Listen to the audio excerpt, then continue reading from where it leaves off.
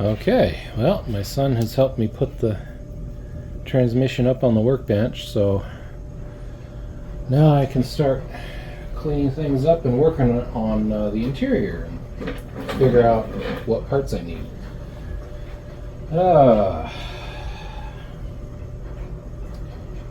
Yeah, looks fine to me. Let's put it back. Just kidding. I had to remove the starter in order to get to that last bolt, which is right there, by the way. Two of the bolts, there's 6 bolts that hold it to the engine, not 5.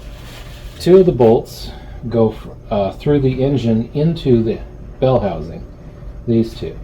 The other 4 go through the bell housing into the engine. These 3 are to hold the starter motor on, and there's nothing down here that does anything. So, yeah, that's the starter bolt. That's like, I don't know what that is, I don't know what that is, and I don't know what that is, but none of it seems to do anything. There's a gob of oil in here, though. Is it oil or transmission fluid? I never did take the transmission fluid out.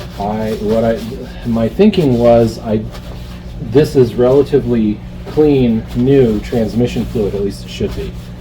So I want to empty it in a clean, relatively clean, controllable environment, and which outside is not. So I figure I'll empty it in here, and if it really is good, I can reuse it. And if not, I'll replace it maybe when I put this back on the truck. But there's the drain, there's the fill. Here's the little, I think that's the reverse indicator switch sensor, whatever. And there is no neutral indicator as far as I can tell. One of the instructions I read said that there might be one, but so there is one more bolt that didn't come out. Let's see, is that in frame? Yeah. Okay, so down here, there's one more bolt. I might need to get more light. There's a lot of shadows going on. But this one doesn't come out because the mount is in the way. I could take the mount off, but at this point I'm not sure there's a reason to, really. So, I got this all cleaned out last night. I don't know if you can tell. I don't know if the lighting is very good. It's not very good. But, man, this was thick with what I'm thinking is brake fluid from the clutch. Because the clutch cylinder hydraulic system uses .3 brake fluid. Oh, that's 11. Okay, let's try an actual 10. Perfect. All right. Get us a brand new adapter because I broke the other one. There we go.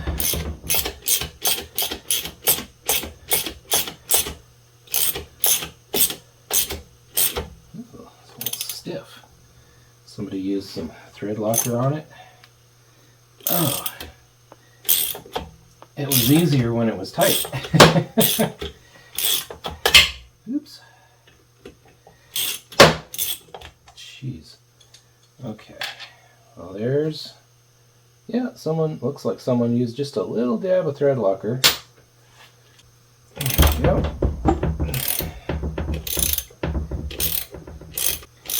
And according to the videos I've seen, just these 2 bolts are what hold the slave cylinder in. So, all right. So, well, there is some rust going on up in here, and I don't really know how these things work, but I'm assuming there's some kind of seal in there, and it could be leaking. Okay, so the next thing I want to take apart is the top. I want to take the top off. There we go. There's one. There's another. There's another. Wow, these things come loose with a crack, don't they? That's something. I wonder if that's because it's steel and aluminum. Ah, there we go.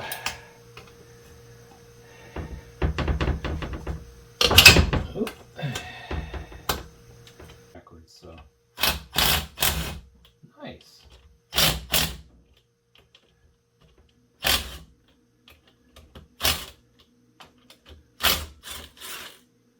Cool.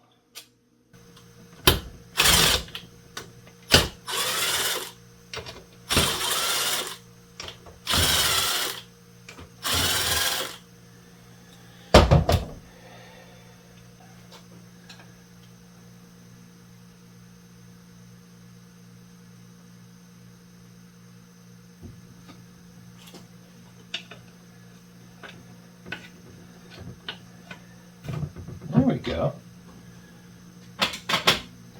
The engineers were nice enough to leave a couple of pry spots. Did I miss one? I think so. There we go. It's just hung up a little bit. So now we can lift this out. And here is our really great selector fork and shift lever stuff assembly.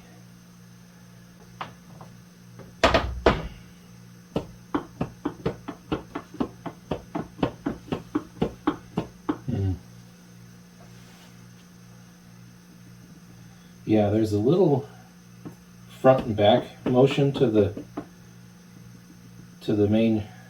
main shaft here, but the output has no side-to-side play. The input, however, seems to have quite a bit. Not that I'm a mechanic, so I wouldn't know, but I don't know, that seems excessive to me. So we're going to take that bolt out.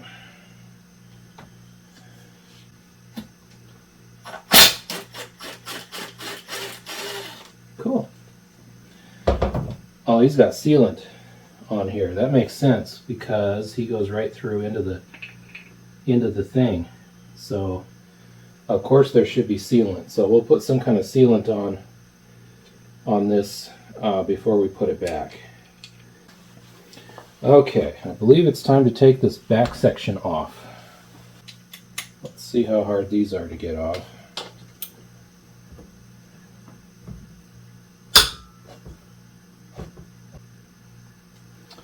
Yeah, I need a better way to...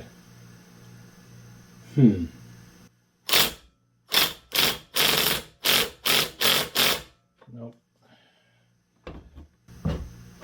There we go.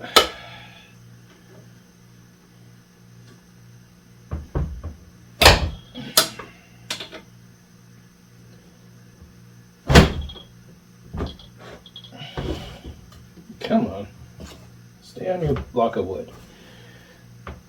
There we go. There we go. There we go. And the other side. Oh, that's weird. It has a nut, a nut on there. That holds a bracket that holds a wire in place. I think it might be the one that goes to, well, anyway, we'll find out when we reinstall it, but yeah.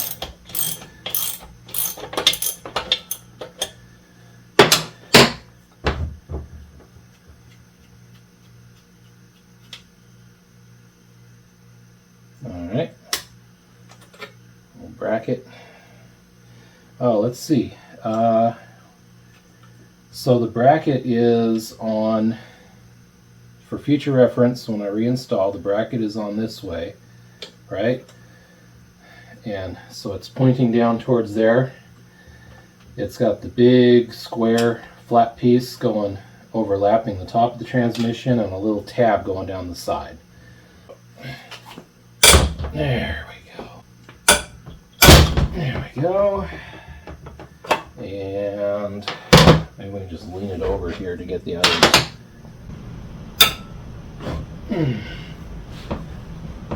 There we go. And that one in the bottom. There we go.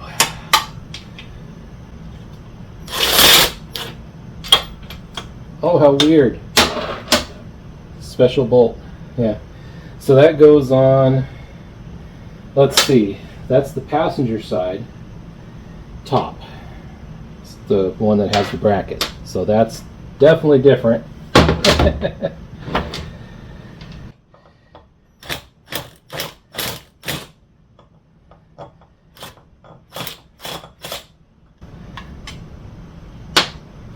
Okay. Well, that was entertaining. Hey, there we go. Is there one on the other side?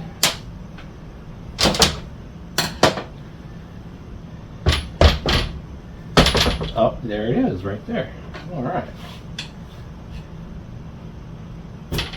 Cool. Uh-oh. We are hemorrhaging again. Oh, boy. Ah, there we go. All right. There's some aligning dowels, and and then there's also the shaft. It's got to go up off the shaft. There we go. So no. Okay, there's a seal. We'll replace that, right? But ooh, neat. There's no gasket. Yeah, that's pretty nasty. Let's clean that off. If we select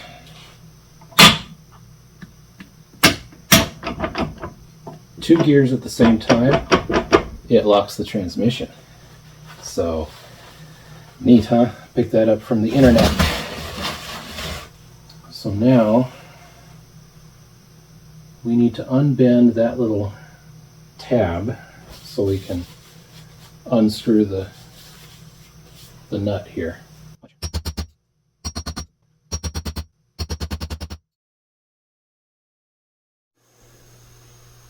Well, I got it. I had to clamp the housing to the workbench so it wouldn't twist. And then my son happened to have a big old pipe wrench. But yeah, got it loose.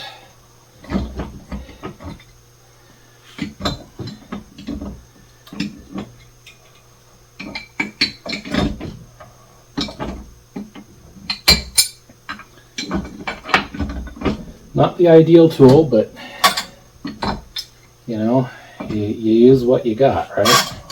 Oh, that's that tab scraping against the threads. Yay! So that was fun. Let's see. We got a little plastic cap on the mid shaft. What else we got? We got this guy right here. Another tab. Let's see if this guy will fit. Oh, good. It will. All right. Well, we're still... Oh, there we go. That wasn't so bad.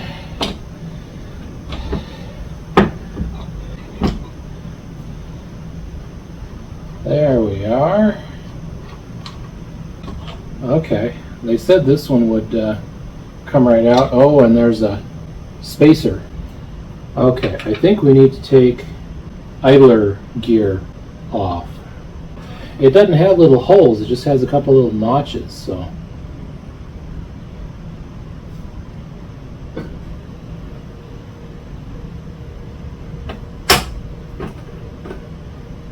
There we go. Little snap ring. There's not much to. This is a really short shaft. Let's see. Oh, and there's a spacer. Ooh, look at that! It's some kind of. It's like a brass. It's like brass plated. That's neat, and it's got little things in it. Whatever, little dimples in it. Okay. Let's see. What else do we have? Oh, we got this gear. Just in case, I'm going to leave it in the same orientation. I can't tell the difference between this way and this way, so I'm going to leave it this way. Let's see. Next we have needle bearing. We have another rather interesting thrust washer that's the same as the other, except it's keyed a little differently. So, and the brass side goes up. Okay. All right. So, I think this bolt will let us take the idler gear shaft off.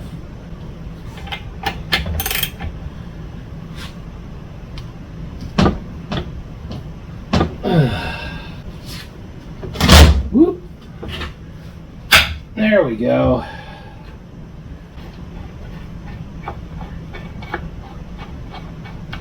So that's all there is to the shaft for the idler gear. Let's see. So I think now, yeah, we have to take this off next. Let me see what I have. Yeah, this is where we have to kind of invent a tool. So we need to get something up there and pull it up from this. They make, yeah, so most people end up inventing a tool.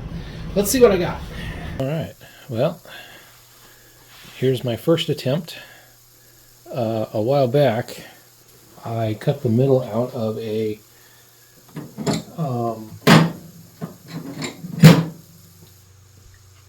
cut the middle out of an old lawnmower blade to make a puller for my lawnmower flywheel. And it just so happens I still have the two ends, so I pounded them flat, gave them a 90-degree bend, and gave a little, I rounded the edges just a little bit so they fit nice and snug in there. So let's see if I can pull the bearing without breaking anything. Let's see where a ratchet gets us first of all. Might have to heat it up.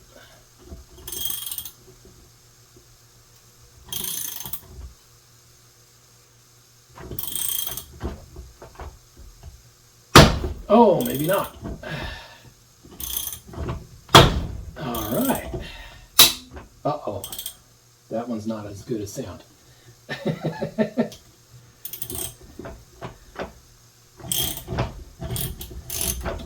Plus, we're falling out of the position here. There we go.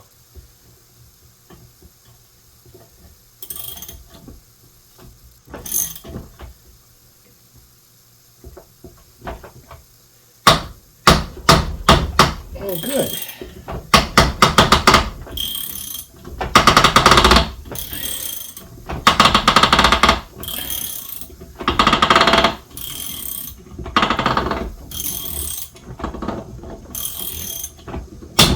There we are.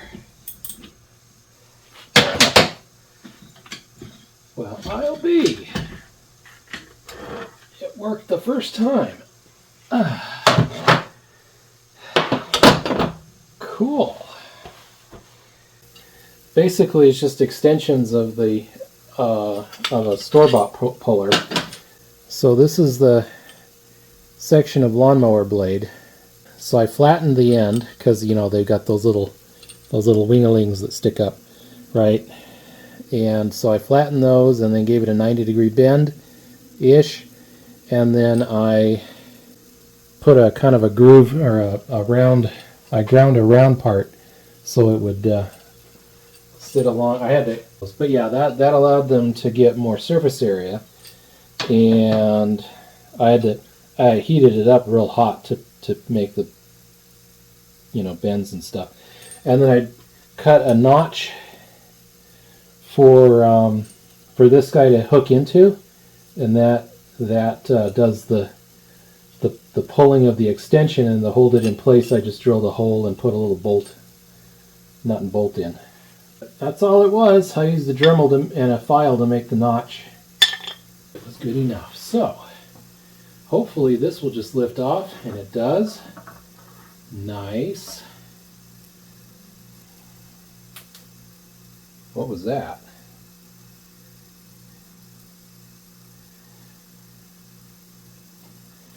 Ooh, the little tiny cylindrical piece of metal, like a broken, almost like a broken needle bearing, just fell out. That's interesting.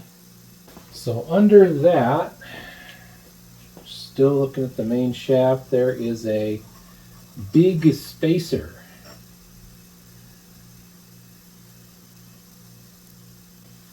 So let's move this around. So back to the mid shaft.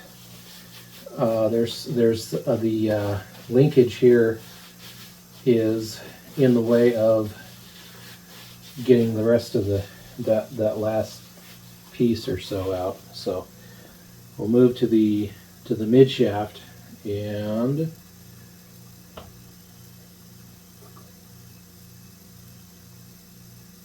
we got a big old gear here. Oh, and then underneath the gear is something that moves.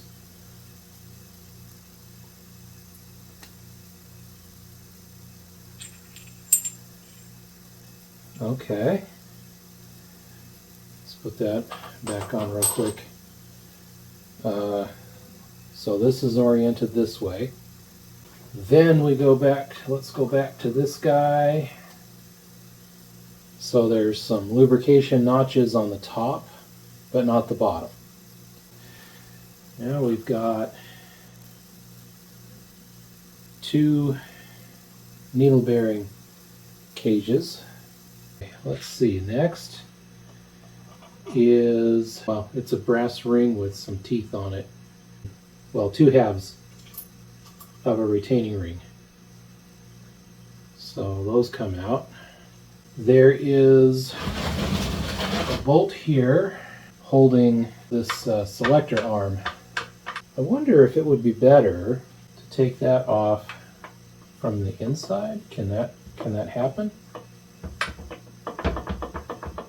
Maybe. Let's try it. There's a circlip.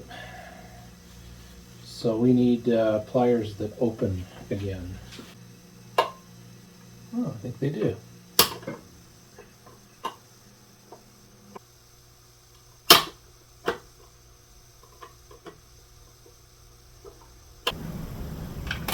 That is not the proper way to do that, but gee whiz. Alright, well now that that's out,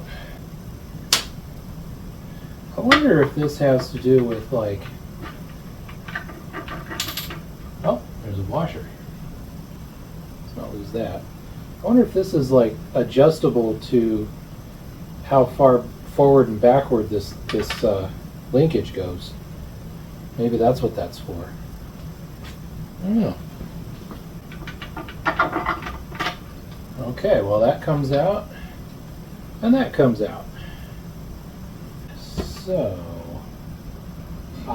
this shift linkage needs to come out next, and it is held in place by that bolt anytime soon. There we go. Yeah, this is not your typical bolt. It's got a threadless end on it, and it's got some kind of crush washer on it.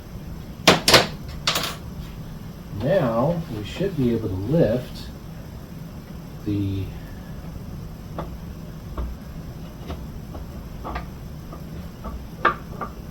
gear selector assembly. I don't know what it's called. Right out of there. All right. The fork comes off. So there's where the bolt holds it in, right there. And then this will eventually come apart so we can inspect it. Let's see. So it looks like we can now take this gear off of the output shaft. So now the mid shaft still has some synchro parts. So here's a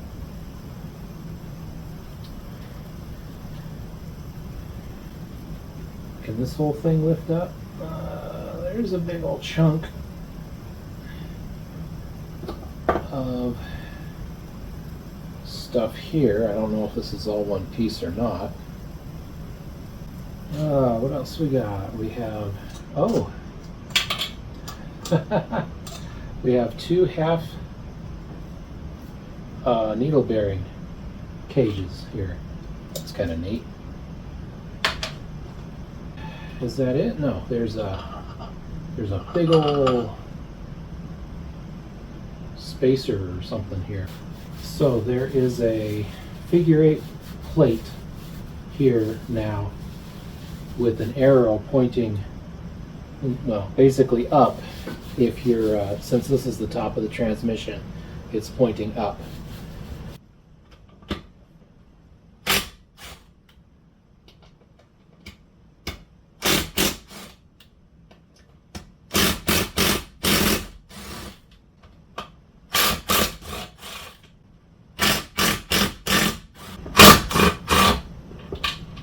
Cool.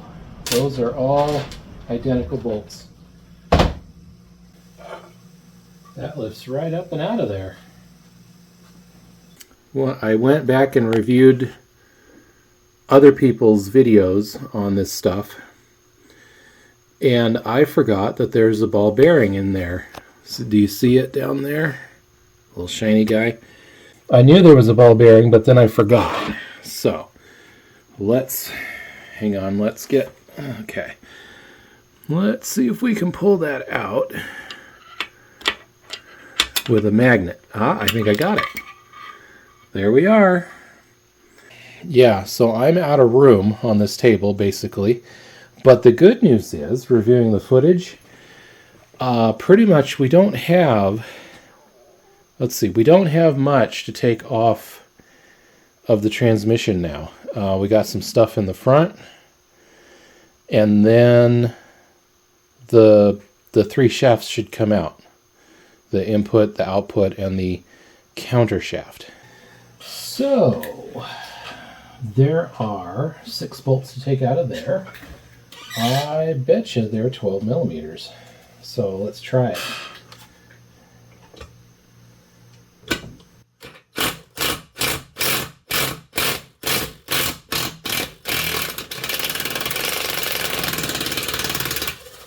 Wow.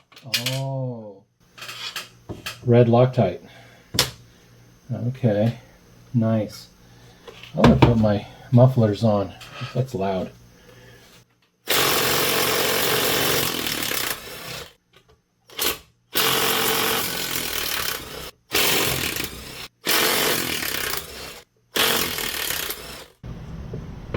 Oh, there we go. Something fell out. Okay.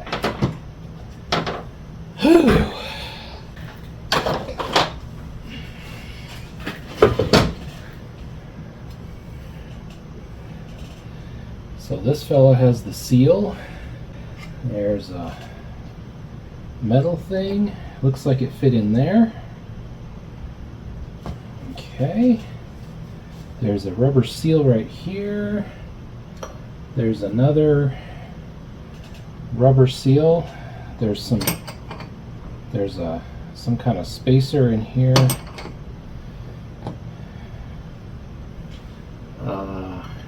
Bearing retainer. A bunch of red crap on it. All right, it goes like that. And there's a plastic thing. Huh. I don't know what the plastic thing is. I think that's about it as far as stuff that needs to be removed from the front here.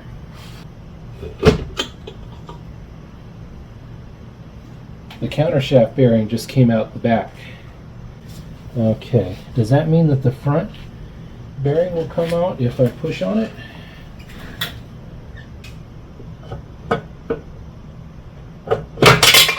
Got it!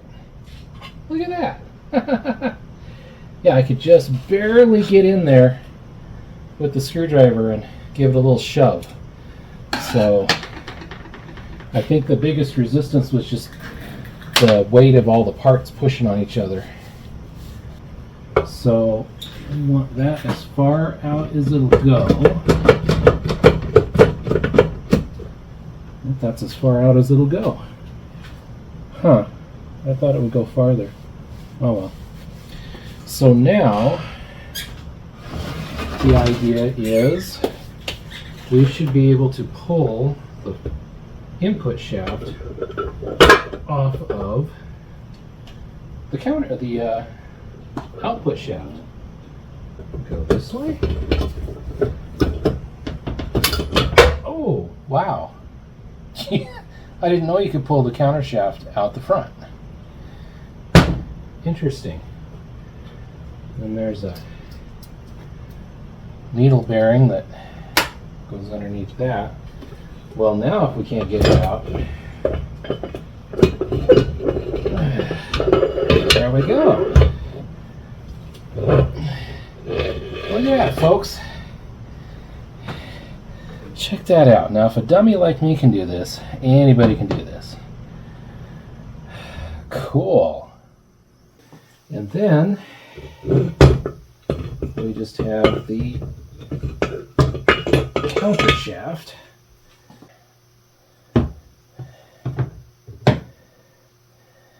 All right. There's nothing more in here that we need to do other than clean. So how heavy is this without all... Oh, wow. This is light without all the steel in it. Dang.